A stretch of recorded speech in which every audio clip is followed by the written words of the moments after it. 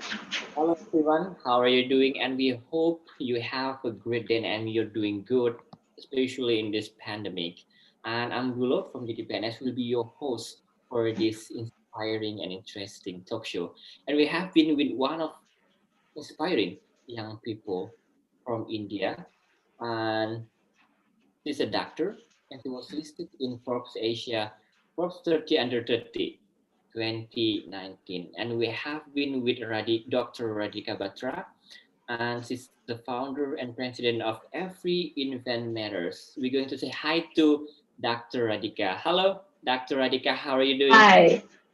Hi, Gulu. Thank you so much for having me on Jadi PNS. And a good day to everybody who's watching. And I hope you're all safe in this very, very uncertain and difficult era of COVID-19. So, hi, everybody.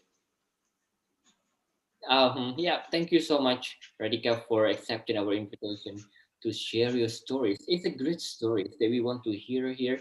And for all the people that have joined us, thank you so much. And we hope that the story from Dr. Radhika Batra will get you motivated and inspired by her masterpiece, by her jobs, and it gives you more courage to create more change and impact in your society. And for this now on, we would like to please, Radhika, to share your stories. Hi. Thank you for that introduction, and thank you for giving me this platform to share my story, Gulu. I think what you're doing is fabulous. This whole initiative of having people share their stories so that everybody can listen to them and feel encouraged rather than inspired, I would say. So, coming to me, my name, of course, is Radhika Batra. I'm a doctor, I'm a pediatrician. I'm also a social entrepreneur. I run a nonprofit called Every Infant Matters, which works across 4 countries. That's India, Kenya, Nigeria, and Dominican Republic. And we're doing a lot of work in the health space. Our flagship program, of course, is that we prevent blindness in children by giving them 2 drops of vitamin A. That's our primary focus. But aside from that, we have a holistic health model where we also deworm children, we promote good practices of childhood, we dispel myths, and we give prenatal vitamins to pregnant women of disadvantaged areas so that both the baby and the mother, their health is preserved and it's improved by those vitamins and those nutritional supplements. So that's about Every Infant Matters. Now, about me and why I came into the social entrepreneurship sector, why I wanted to make a change is I think, as it happens with everybody who's working towards making a change, there's always a personal motivation and there's always something from their own life story which has motivated them, rather has made them think a little out of the box and a little beyond the realms of the usual normal course of life that people take. And for me, I think it was because of 2 things. One, of course, was that I was a pediatrician and I was training to be a pediatrician in one of the poorest areas of my country in a city called Ghaziabad, where there was a lot of poverty, there was a lot of hunger, there was a lot of malnutrition, and a lot of children would die. They would die every day on my watch, and I could not save them, even though I tried a lot. And that affected me somewhere on a very deep level, on a very personal level, because I'm basically a very emotional person. And what affected me very, very badly was that out of 10 children who would die, 7 to 8 could have easily been saved had there been a simple, timely, cost effective intervention. It could have been a vaccine, it could have been a machine in the form of a ventilator, it could have been timely referral to a hospital, or it could just be 2 drops of vitamin A to prevent them from going blind.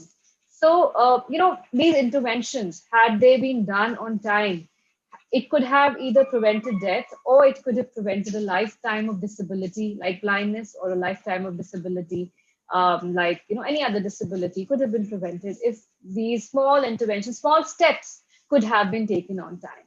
So this is why I felt, I would say, I just got this feeling from within that I want to help the children who are from marginalized communities, whose parents are not all that educated, they are not aware of these interventions, they are not enlightened enough to know when their child is sick, so they should be referred to the hospital immediately.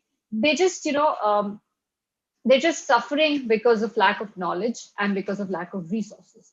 And that is something which I don't want. I want ubiquitous access to healthcare for every child, irregardless of their ability to pay, irregardless of their status in society or their religion or their caste, or just, irregardless of how much they know about what is good and what is bad for their child. So this was the first. And the second, of course, was that when I was a child myself, I suffered from a chronic illness. It was a rare form of tuberculosis, Mm-hmm. which only affects 1 in 1 million Asian women. Mm-hmm. And unfortunately, I was 1 in 1 million. If I were to put it nicely, I was 1 in 1 million. And Mm-hmm. I suffered through that illness for almost 7 years of my life. And All right. why I made it out, touch word, and why I was diagnosed and treated on time was because my parents are Mm-hmm. doctors, and I am gifted, I am blessed and privileged. And my father, my mother both worked, endlessly hard. They sent my scans to 7 countries, to experts all over the world, because it was a very rare issue. Nobody around us had heard of it. And we being, my being from a doctor family did Mm-hmm. not help me, get a diagnosis in time. It was delayed even in my case, which just made me wonder, there are thousands of children in the world who have illnesses which are slightly unheard of, and they don't have the kind of help that I had. They Mm-hmm. don't have the privilege that I have, and they are not as blessed as I am. And I want to be there for them. I want to make sure that they get the same help that I got from my family. And I want to be that family for them. I want to be there for them. I want to make sure that no child dies waiting on a diagnosis, or dies waiting, in lines of a government hospital, where you're not getting the proper attention just because you don't have the ability to pay, and you don't have doctors in your family to take special care of you. So this is why I was deeply motivated to give something back to the society, to do something for these children, who I feel the children of the world need our help. And every infant matters is just a drop in the ocean. But then Rome was not built in a day. And someday I hope to get to the point where no child has to die or become irreversibly blind or disabled, specifically when it can be prevented. And that is the idea behind every infant matters. So Okay. that is, in a nutshell, is my story, and So much. just a brief summary of it. Thank you so much. Well, it's such like as honor for us to hear that story. I mean, like that's how like young people just like you do it. Like you have given impact not only in India but also for several countries with your very such a young age, and you have made it to helping more people, and with the privilege that you have, you're going to give the privilege back to the community. Thank you so much. That's a great. I hope so. I uh, hope so. So that's my aim. I want to expand to a couple of more countries in the coming year, and mhm. we'll see. It's all in the pipeline, and we'll see how I can go about it. So that was my story, Gulo. Now, if you would like, I'll talk in detail about what Every Infant Matters does. I have a slide deck prepared, or if you want, if the audience has any questions, we could take that up. Whatever you say. All right, sure. So, like sharing your slide, that would be great. And if there is any question from the live All tutor, right. I will be so happy All to right. ask you. Yeah, sure. All right. All right. So I'll just share the slides with me, and I'll tell you a little bit more in detail about what Every Infant Matters is, what we do, where we work, how we operate, and what we plan to do in the future. And I have a bunch of slides here, which I'll just share with you. Can you see my screen? Yeah, sure. It's been in my screen. All right. Yeah. Are the slides changing? Mm-hmm, yep. They are? All right. So let me start by telling you what is our main project, what is our flagship project, and what is our area of focus. So we Mm-hmm. picked up this particular issue because I was sitting in my OPD one day, just in the beginning of my residency in pediatrics, and it just hit me that every day we see a lot of children whose visions are deteriorating, and who are either becoming irreversibly blind, or they're suffering through a condition known as vitamin A deficiency. When I Googled the statistics, I found that 250 million children in the world suffer from vitamin A deficiency. And out of those 1 million, hungry children become blind every year. And for the sole reason of vitamin A deficiency. Now, let me specify here that vitamin A is something that you and I get from our food. We have good food to eat. We have eggs, we have milk, we have butter, we have fish, we have meat. And because of a good Mm-hmm. nutritious diet, we have adequate stocks of vitamin A in our body, because of which our vision is intact and we can see well. What happens with children in marginalized communities, and be it in India, be it in Africa, be it in Indonesia and Philippines, they are not getting the adequate amount and the adequate with proper nutritional value. They're not getting good food, and because of that, they're suffering from endless malnutrition, endless micronutrient deficiencies, and one of them being, of course, vitamin A, which causes deterioration of vision, ultimately leading to irreversible blindness. And this is, of course, a picture of one of these children who had a problem in his eyes because before he went blind. Now, hunger and disease have a cause and effect relationship. Like I just said, 250 million children suffer from vitamin A deficiency and are at a risk for irreversible blindness. And this vitamin A deficiency occurs because the daily diet is only scraps of rice. There's no milk, butter, and eggs are a luxury. And there's a loss of nutrients because of worm infestations and diarrhea. Because there's chronic diarrhea, there's worm infestations. So 880 million children suffer from worm infestations all over the world. So the second thing that we do at Every Infant Matters is, alongside vitamin A, we give these children deworming tablets, which makes sure that the worms are eradicated from their body. Now, worms, they deplete the nutrition from a child's body. They also cause chronic abdominal pain, growth retardation, stunting, poor quality of life, and endless problems. So there are two things we are tackling. In a way, they have a synergistic effect, because if there are worms in the stomach, whatever vitamin A we give will not be absorbed well. So we need to give both the doses together. Mm-hmm. Yeah. So India, of course, my country, has the highest burden of preventable blindness in the world, which is by one of the biggest projects is going on in India, followed by Nigeria, followed by Kenya and Dominican Republic. Like I just said, hunger is not just about feeling hungry. Hunger leads to a lot of deleterious consequences in a child's body. It can cause stunting, growth retardation. It can cause recurrent infections. So, just to specify, vitamin A deficiency also causes lower immunity and recurrent infection, which is even more important in today's world, where the world is reeling under a pandemic of COVID-19. So, essentially, vitamin A deficient children are more prone to catching and succumbing to COVID-19, as it would be in a healthy child who's getting good food and has a good nutritional status. Right. So, of course, there's rickets and anemia because of lack of good quality food. There's poor school performance, low IQ, and of course, irreversible blindness. Right. So, Every Infant Matters is based upon the idea that partnerships can lead to us having a high impact, replicable, and scalable model. So, our primary partnership is with an American nonprofit known as Vitamin Angels. It's a US based 501(c)(3) nonprofit, which gives free medications in 70 countries. And luckily for us, we are one of those countries and one of those partner organizations of Vitamin Angels where we are getting the medication from. Now, the thing with Vitamin Angels is that sitting in the US, it's very difficult for them to identify the core areas in the remotest of remote corners of the world where these medications are actually needed, where the nutritional status are abysmal, and where children are dying of hunger. And that is where we come in, because we are here on the ground and we have our partners, implementing partners in Nigeria, in Kenya, in Dominican, and now even in Rwanda, where we have our people in the remotest of remote, conflict-ridden zones, geographically inaccessible zones of the world, where we know children need our help, but help is unable to get to them if it was not for people like us connecting them to people like Vitamin Angels.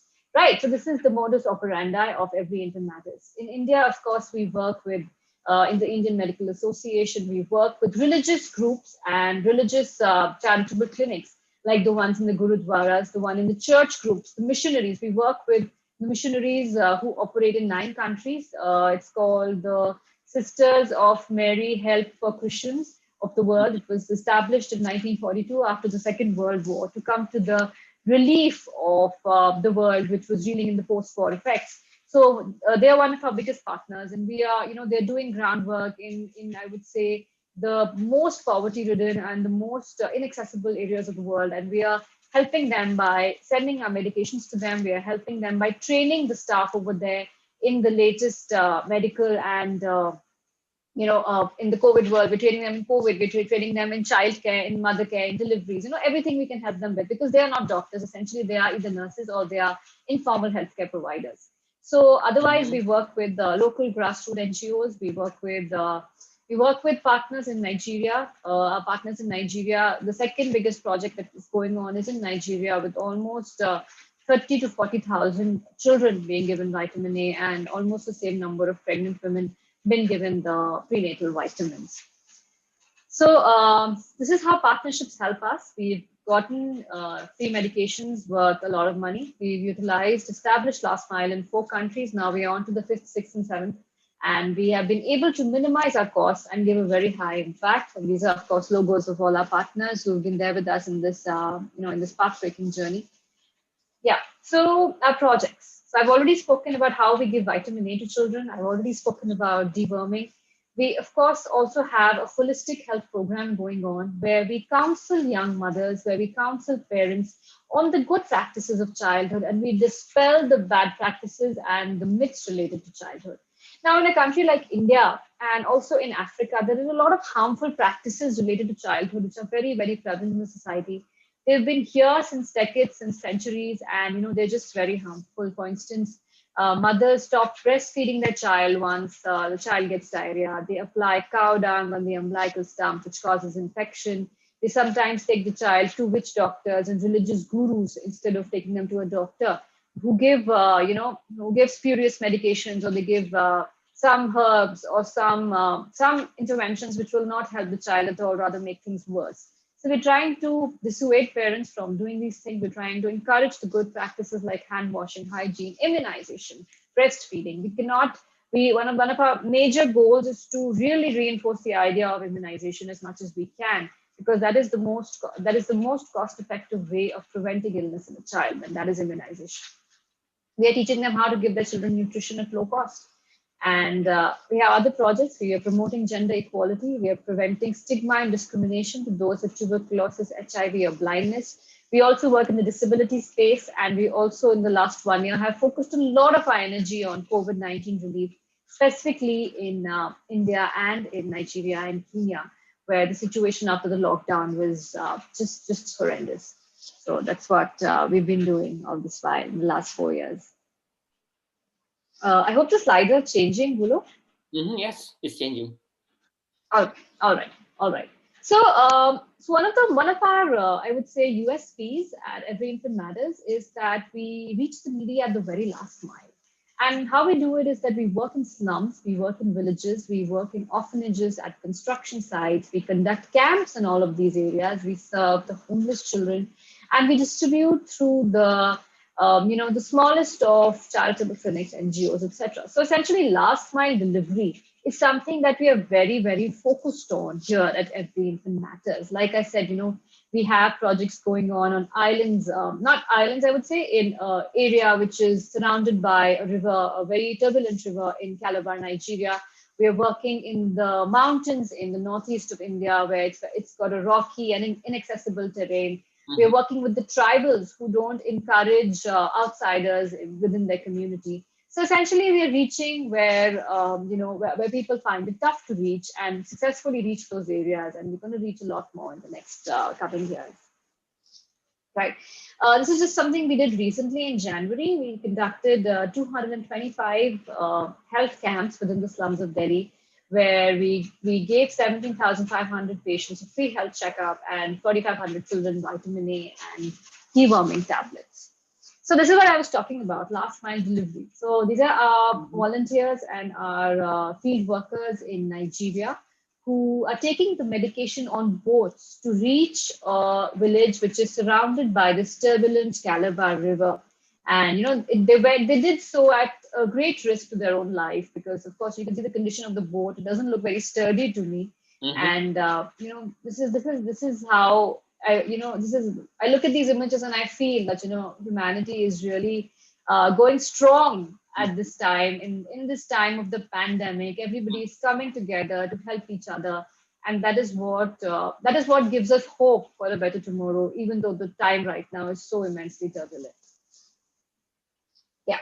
So this has been our impact so far with Every Infant Matters. We've been able to prevent blindness in 54,000 children. We've been able to give deworming tablets to 43,000 children. 29,500 pregnant women have been given prenatal vitamins, and 59,000 disadvantaged families have been given holistic health education to improve the health of the child and the mother.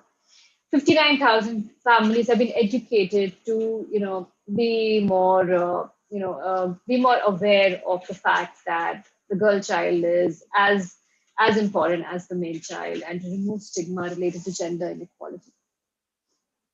Right. Another thing that we do at Every Infant Matters is we strengthen the existing systems in place in the country and in the world. So this is something called system strengthening.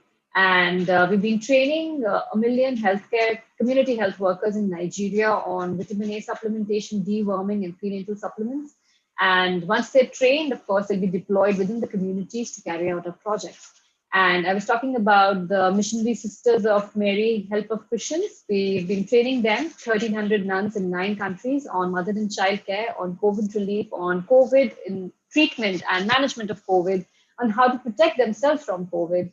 And we have a weekly session with them on mother and child care. And we have a WhatsApp support group where they can post their queries at any time of the day or night. And we have a bunch of doctors over there to answer their queries and to remotely help those patients who are, I would say, thousands of miles away from us. But if we don't help them, they would die. So this is how, we've been strengthening the existing health systems of the world.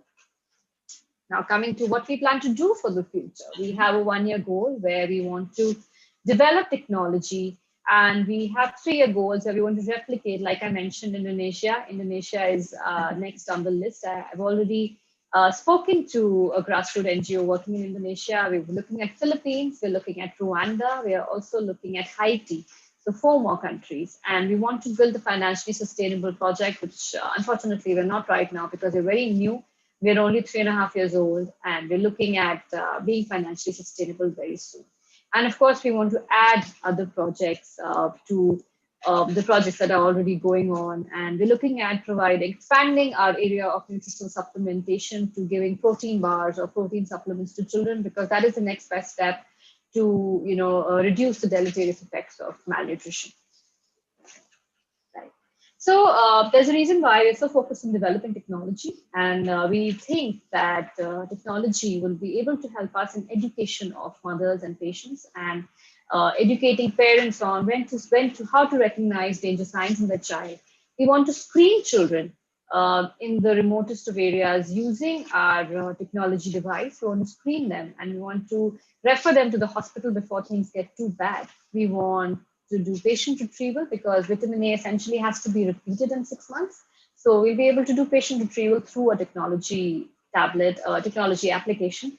We'll be able to track movements of health workers. We'll be able to have an accurate data storage system. We'll be able to maintain inventory, and we'll be able to, of course, carry out a lot of monitoring and evaluation activities to analyze our results and outcomes. Right. As I spoke about the new projects we are looking at, nutritional supplements. Of course, we want to prevent sexual abuse in children. We want to, because that is a problem which is very, very prevalent in India. And we want to work with victims of child sex abuse and, analyze their mental health and give them the help that they need. So they're the new projects that we're looking at. So Every Infant Matters has a relatively high social return on investment, as was calculated by the One Young World last year. And which basically means that for every US dollar invested in Every Infant Matters, the return is worth 72 US dollars. So 72 times the investment is our social return on the investment made, which is what makes us a high impact, low cost model. Yeah. So this is what we're looking at. No child should go hungry, no child should die. And with your support, with the support of everybody watching, our fight will go on. And we're always looking for supporters. So do connect with us on social media, and do join us in our mission to save the children of this world. So that's about Every Infant Matters. I think I've not included COVID relief in this presentation. I'll just speak briefly on that. As we all know, pandemic struck almost a year ago now, more than a year ago. And in India, it was particularly bad because as soon as the pandemic struck, there was a complete lockdown. It was called the Great Indian Lockdown of 2020, where migrant workers and laborers were stranded out of their homes. Daily wagers were jobless, and people were dying more out of hunger than of COVID-19. So, what we did for our COVID relief activities, we basically focused on the two aspects of society that were worst hit by the pandemic.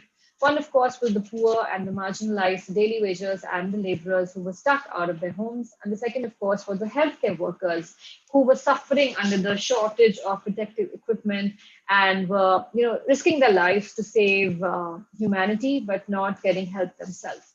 So these are the two areas where we focused our relief work on. And for specifically for the poor, we made these COVID care kits where we gave them groceries for a month or so, and we gave them soaps and sanitizers to protect them and masks to protect them from the virus.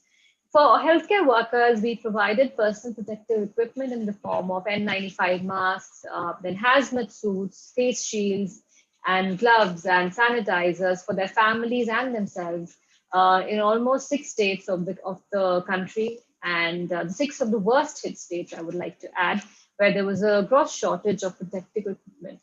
And I think throughout the COVID relief project, we really targeted the lower paid hospital employees, like the kitchen staff, the ambulance workers, the housekeeping staff, the cleaners, who were very, very, I would say they were as prone to getting the infection or more prone to getting the infection because they were handling medical waste. But they didn't have the money to buy a lot of the sanitizer or the masks, and they needed extra stuff for their families because essentially everybody was living with their families. And with COVID, we all know that the problem is that it just doesn't get to you, it gets to everybody around you.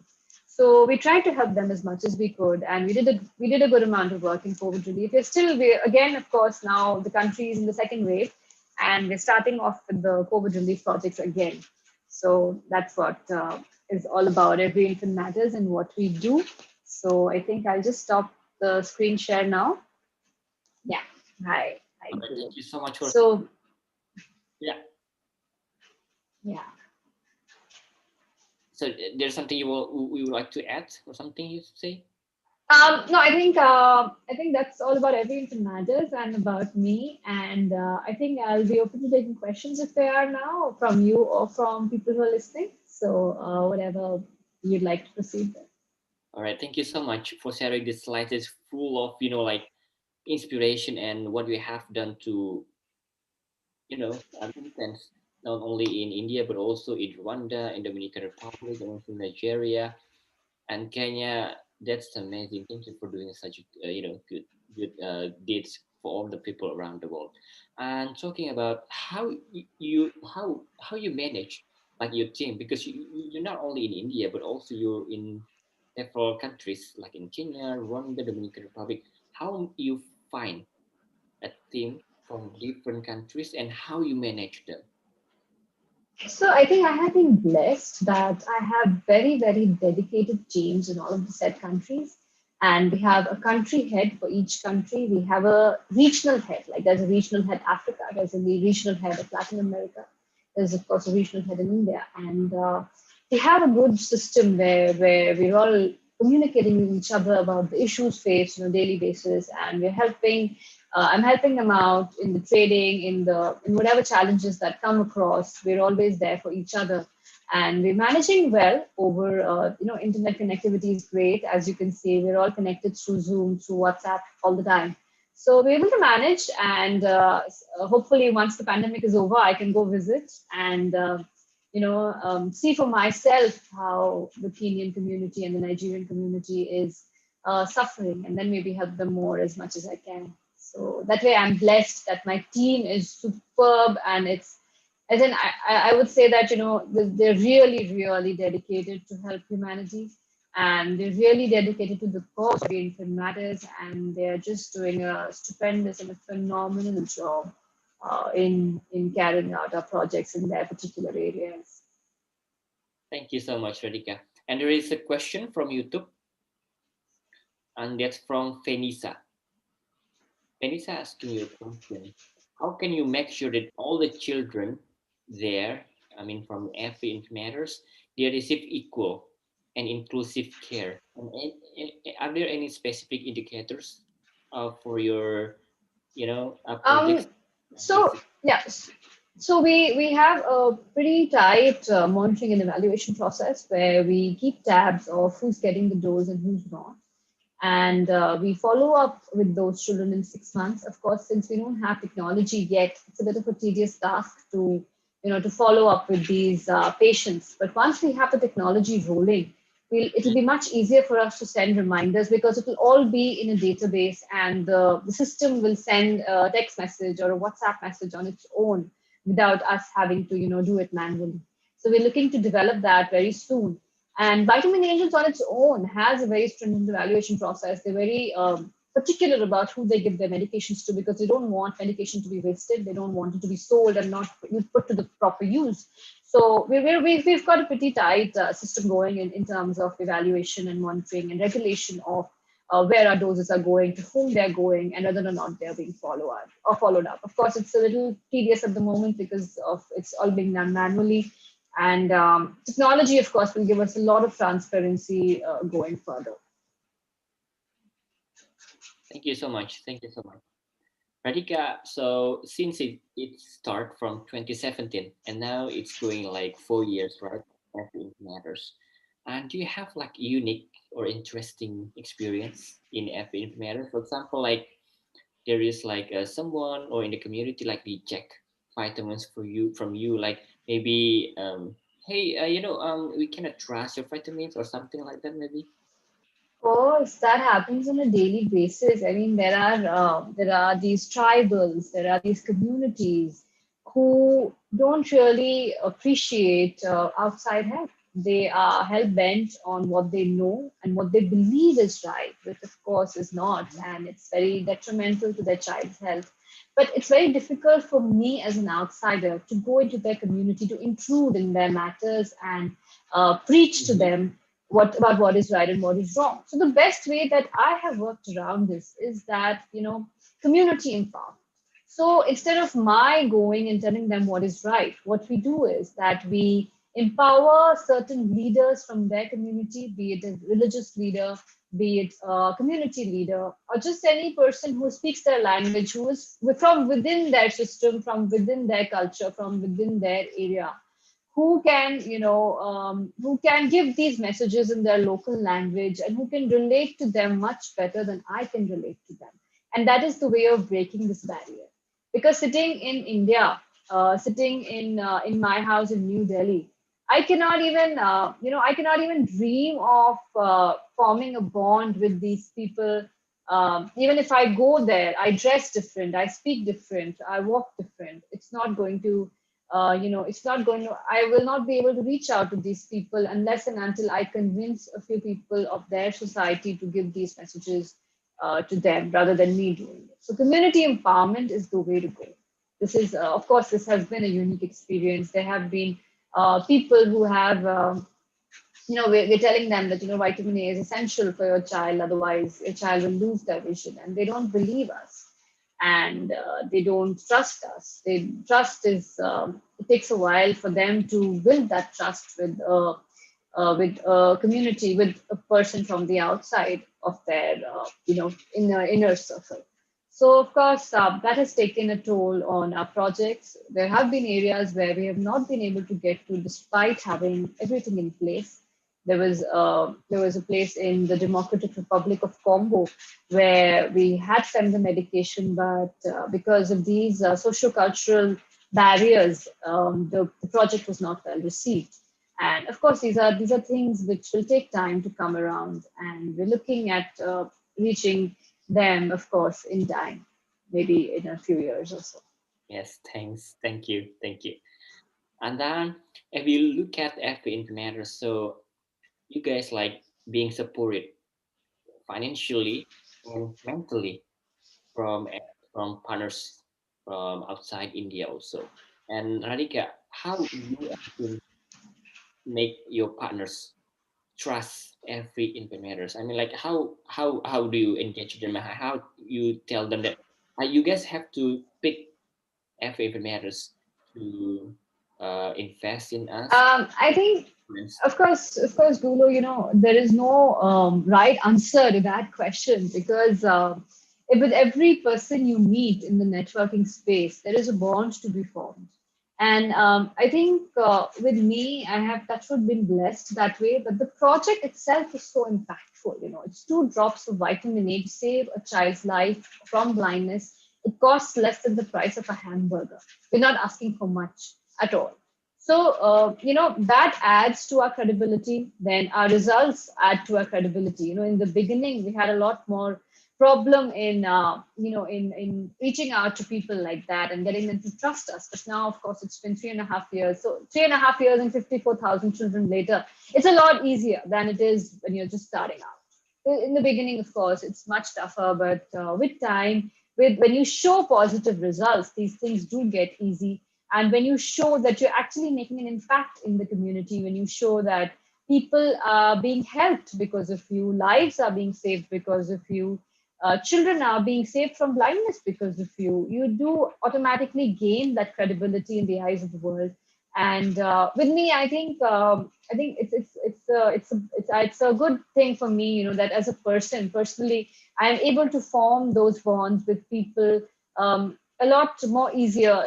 I think my nature is a little friendly, I would say. So I get across, and I'm very candid, and I think I would say that I'm brutally honest, and that works in my favor. So if I feel like a particular project may or may not work, I'm very very honest with whoever's investing in it. That see, this is a new project. I don't know whether it will work, and I don't want to keep you in the dark, and I don't want to say that this is going to be a really good investment of your money or your time, but I'm just giving it to you in black and white, and this is what it is. So that works in my favor. I think honesty is the way to go for anything you do in life. And I always believe in that principle. That is what my parents have taught me. That is what my grandparents have always taught me, that be honest and completely transparent in your dealings, and that's what's going to take you far. So I completely follow that norm in my own life and in work. So yeah, that works for me. All right, thank you so much, Radhika. Radhika, you're building FA Internet and it's outside your, like official work because you're a pediatrician, right? I can't hear you. Can you just repeat? So FA Internet is something that you are doing outside of your work as a pediatrician. Yeah, yeah. This is my evening job. Yeah. It's kind of like a fitting job, and that not only FA Internet but also you're involved in like One Young World and also like Trust Maker, the Thomson Reuters Foundation, Yeah. and a Mhm. lot of stuff. And also you're writing for Project Syndicate and HuffPost and Medium and the Times of India. Yeah. You Yeah, are I doing do all that. you are doing all of this stuff. Yeah. What, how does it feel? I mean, like to doing all of the many works. It feels busy. That's all I can say.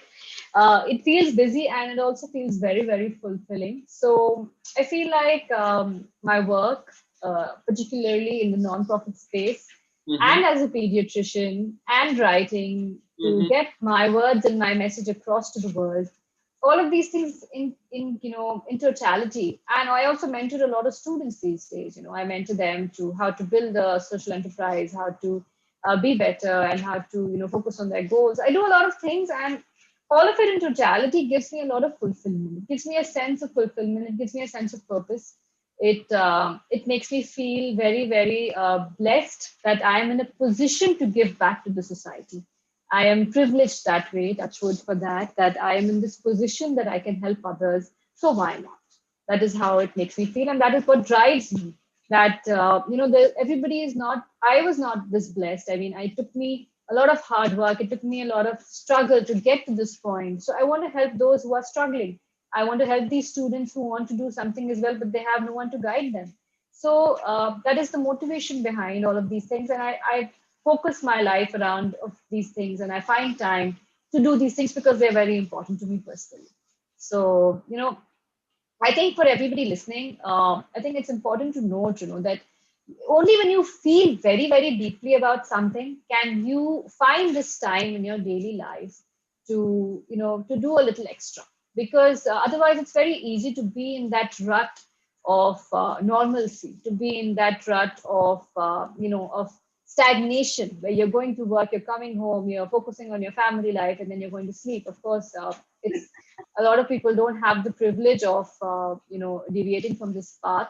But if you really feel very strongly about something and you want to do it, then don't hold back. Do it, because investing a little bit of time in things which make you feel fulfilled and happy ultimately leads to a better work-life balance, and it ultimately leads to a happier you.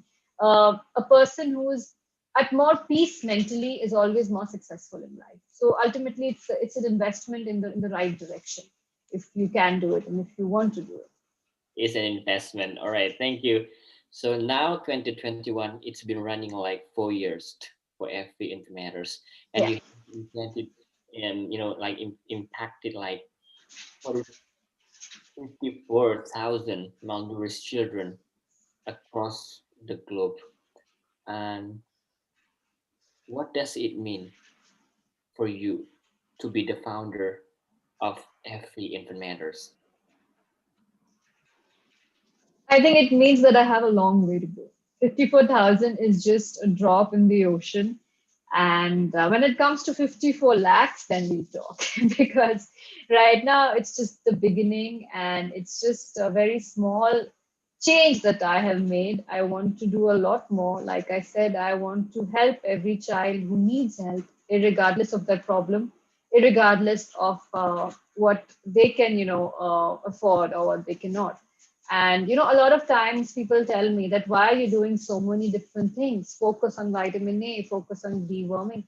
So, my feeling is that I want to help everybody who needs help. I'm not going to focus on just one thing, because tomorrow I could be in a position to need help.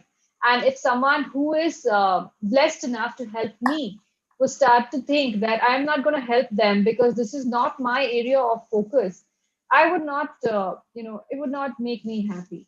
So I just want to help whoever needs help. And I don't believe in the fact that my area of helping should be limited. It should not be limited. It should be, I don't, okay, for tomorrow, the person might need my help. And for everybody looking at it in a bigger picture, it's a statistic. It is one it's a part of the bigger picture of, of statistics, like we say. But for that one person and for that one child's mother, it's not a statistic, it's their entire world. So, tomorrow I could be in a position where my family needs help. And I don't want to be surrounded by people who don't want to help me just because it's not their area. So I don't want to be that person either. I don't want to not help somebody because it's not what my organization focuses on. My organization focuses on helping people, as simple as that. Yeah. Yeah, well, thank you. Thank you. And then after doing a lot of great breaks in FN matters and also stuff, and then you were listed as Forbes 30 Asia 30 under 30 in 2019. What's the difference of Radhika before and after being listed Oh, in that award? there's not much of a difference. Of course, it feels good to have that credibility and to have that approval from international and global entity like Forbes. And that has opened, Forbes has done wonders for our work because it has given us that stamp of approval.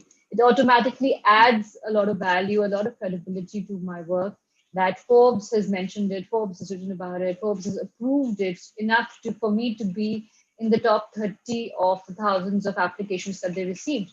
So it does feel very good, of course, I'm not going to lie. But it feels better that it helps me, my organization, and ultimately it helps everybody, all the children who I'm trying to help. So that is, I think it's a bigger motivation that to do better in life, for, to get this recognition. So it just motivates me to do more and to do better. All right, thank you so much. And then you also, it's kind of like appointed ambassador from One Young World. And Yeah. would you like to tell about that more, please? Yeah. So One Young World is basically a cohort of like-minded youngsters under 30, in the early 30s, who are looking at making a change in the world, who are focused on the SDGs in one way or the other.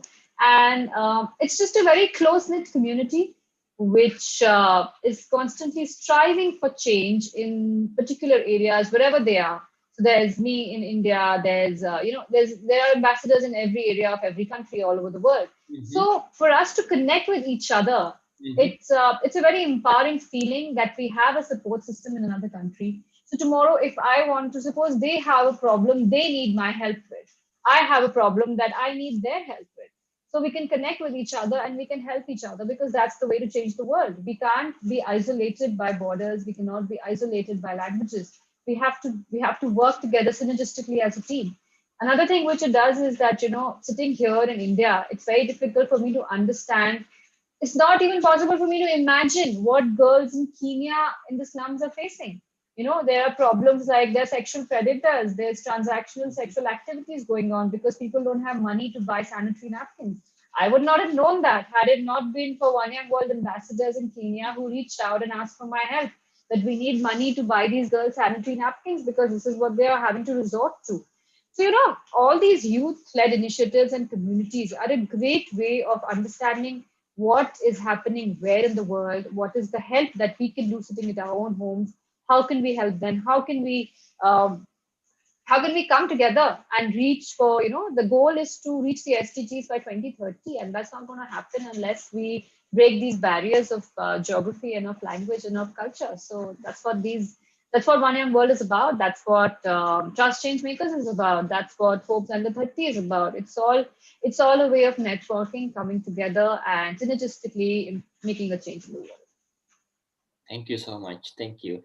So, Radhika, you've been doing this all of these years, and you are a woman, and you have to be proud of yourself that you are a woman, and you have inspired a lot of people, not only in India but also across the world. And what does it feel to be a woman doing a lot of hard works like you're doing? Gulo, I don't know about the rest of the world, but the Indian society is very patriarchal. It's very misogynistic, and for a woman to do something which is slightly out of the ordinary is not very well accepted. So, in the beginning, I had to face a lot of comments, a lot of remarks, a lot of negative criticism for the Mm-hmm. fact that I am not going down the normal path of, first studying, then working, then starting a family, then getting married, stuff like that. But in essence, I deviated from the normal path, and that is not well accepted by the society. So, as a woman in the entrepreneurial space, Mm-hmm. it's not an easy task to be doing something different. It's just very daunting at first to hear all these comments, but then you learn to grow a thick skin, and you learn to fight for your rights, and you learn to fight for equality, because if the men folk can do it, then why can we not? Why is it that the society is biased, and why is it that the society always looks upon to women as the homemakers and the child bearers and nothing else? That's not all what we are there for. We're there for, of course, we're there for love, but we are there to lead with love, to lead with kindness, and to lead with empathy. And I don't think, no offense to all the male folk listening, you do a stupendous job as well. But, that leading with empathy and love and kindness, I would say it comes naturally to a woman. And to every woman listening, I would just say that feel inspired and follow your dreams. Don't let societal restrictions hold you back, because unless and until we embrace this change and we choose to challenge these norms, it's not going to improve for us. And there'll always be a disparity when it comes to male counterparts being encouraged more than us to do something in the leadership and the entrepreneurial space. So that's what it is like to be a woman. And in India, of course, the thinking is very, very unnerving. We're all suffering through the shackles of patriarchy every single day, with the society being largely tilted towards the men folk. But of course, a few, all of us who are enlightened enough are trying to smash that patriarchy and trying to challenge these age-old norms which border on misogyny. So yeah. Thank you. Thank you. And now, what people know about Radhika is you're a doctor and you've been international media. You have been awarded a lot of, awards. And I'm wondering, I'm wondering, when were you in the lowest point in your life, and how you get out of that situation?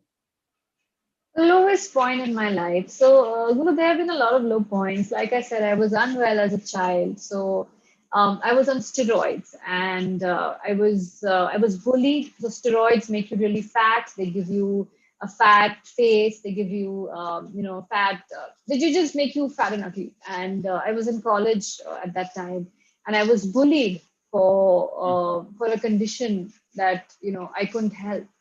And that was a very very low point for me, because I just every day I used to battle with those monsters in my head who used to say that you should just give up, you should just end your life, you should just this is not worth living, it's not worth living with an illness, it's just not worth it at all. And that was a time when my friends and my family really supported me, and that way I'm blessed. And I got to fit only because I am very loved. I have received a lot of love in my life. I am supported at all times by a very very strong group of my friends who are like my family, of my family who's always there for me.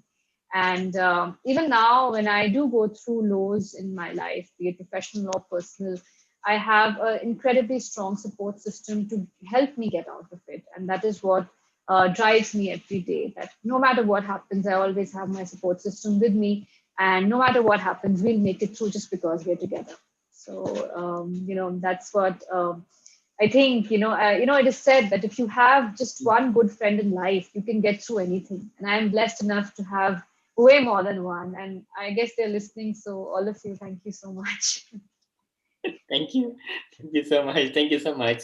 It's sad, but yeah, it's how you fight for that. And also, Radhika, It's how you fight. yes, it's Holly, yeah. And with all of you have done, I'm wondering, how about your family's reaction about yourself? How about my families? I didn't get you. I mean, like, how your family like support you and reacts with all of the jobs that you have been doing. A lot of works. Yeah. Yeah, so my family, of course, is incredibly supportive. My mother is a philanthropist herself. She's now joined as the chief entrepreneurial officer at Every Infant Matters. So she does a huge amount of work, and her vision and her, I would say, her experience is what guides us and what helps us achieve new heights. So she's an incredible support. She's an inspiration. She's my mentor. She's my everything. Touch wood. So yeah, my mother and my father, of course, is one of the world's best doctors in his field. He's a world-renowned specialist, and he inspires me to be a good doctor. Since childhood, he has inspired me to be a good doctor. How to treat patients as your own family. Because unless and until you consider them your own family, you're not motivated enough to go the extra mile for your patients. Then it's just any patient in a cohort of patients. It's just statistics once again. But if you think of it as your family, you think of it as a piece of your own heart, and then you go all the way the extra mile to make sure that the patient is okay, to make sure that the patient is comfortable and the patient gets okay. So all that I have learned from my father, and they have been incredibly supportive. They have encouraged me to follow my dreams. They have encouraged me to do what makes me happy and to help who I want to help without um, without any restrictions, without any kind of hindrance in my professional journey or personal journey. So they always, my family is incredibly supportive. That's Wow, what a lovely response. Thank you so much. Thanks, Dad. Thanks, Mom, all. for supporting me. All right. Yeah, thanks, Dad. Yeah, Okay, Radhika, there is a question from YouTube. It's from Amanda. yeah, yeah. What will be your goals? What will you be in the next 10 years from now? Next 10 years, okay. So does she want to know personal goals or professional goals? There's a difference.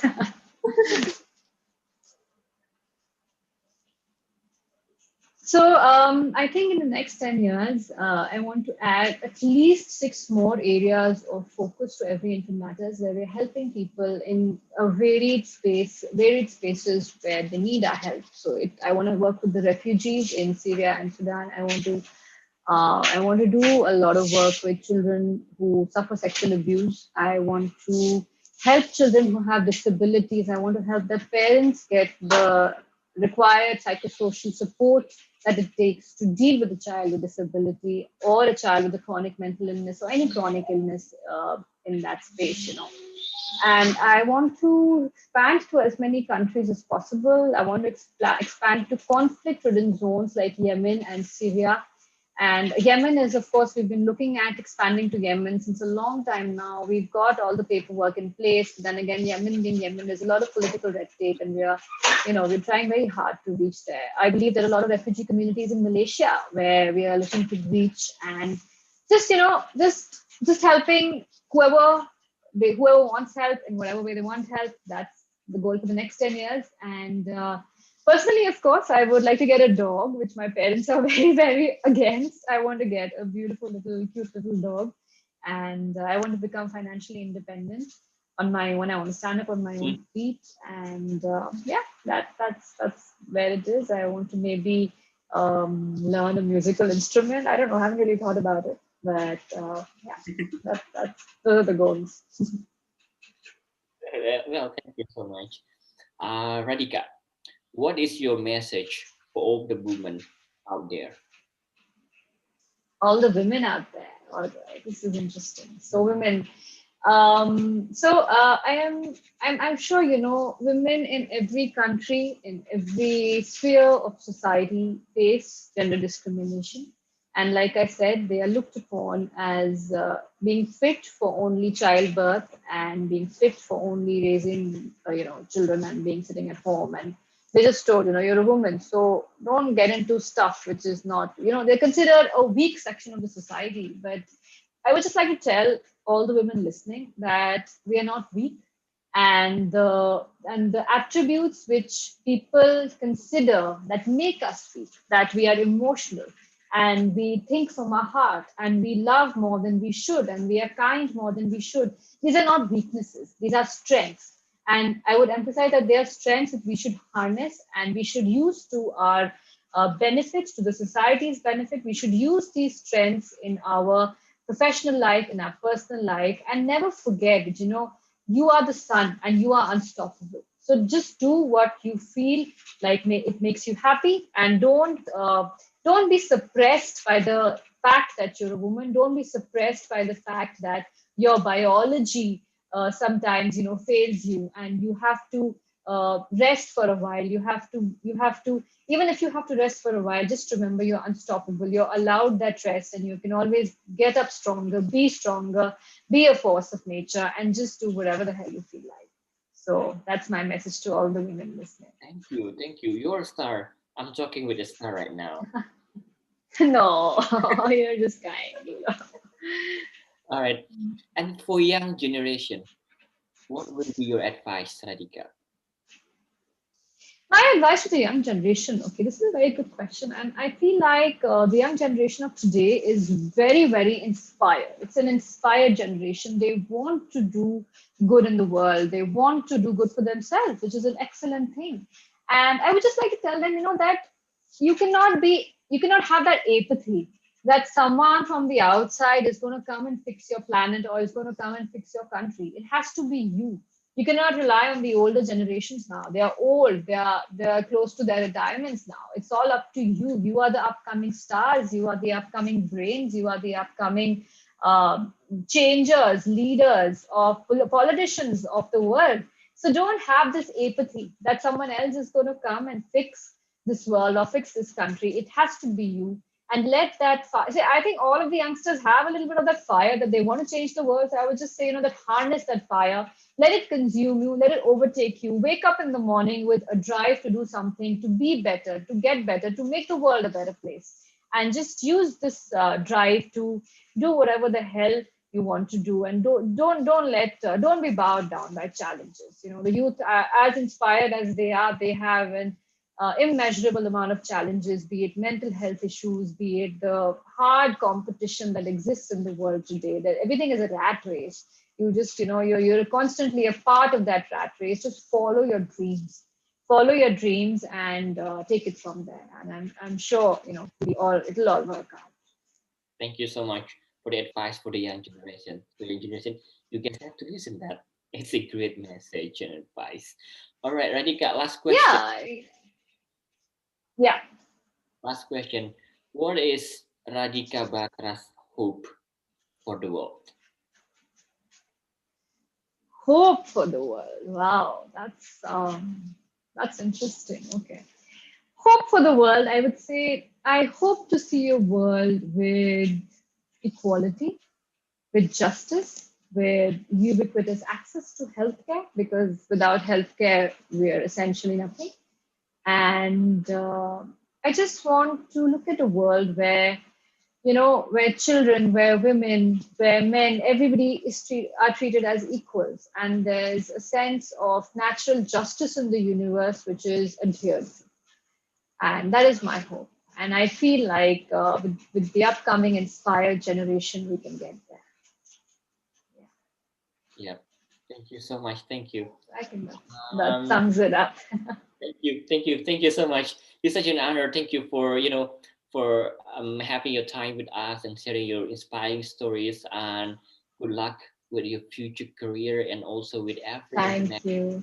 And we cannot wait to hear more inspiring stories from every interneters, to Philippines, to Indonesia, and to more countries and more impact and more people that have Yeah. benefit from Yeah, every I've interneters. It's gonna crossed be all of my fingers and all of my toes, and we're just waiting to get the ball rolling in Indonesia and several other countries. And if anyone watching can help us, please do reach out. I'm there on LinkedIn or Instagram. Please follow Every Infant Matters on Instagram, on LinkedIn, on Facebook, and do reach out to me if there's anything I can help you with personally. If you need any help, any mentorship, anything, feel free to reach out. Thank you so much for your kindness, really. Thank you so much. And thank you so much for you guys that have joined us now and later on.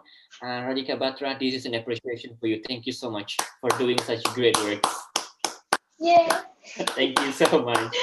Thanks. Yay. Thank you, Gulo. Clapping for you as well for hosting this session so brilliantly and Thank making me you. so comfortable And then that I could share what I could share without feeling shy Thank you for giving me that space, comfort space for sharing my story. sure, sure. It's an honor for us to have you here in Japan No, to it's share your an story. honor for me as well. So thank you so much. Thank you. Thank you. Thank you. And thank you for everyone that have joined us.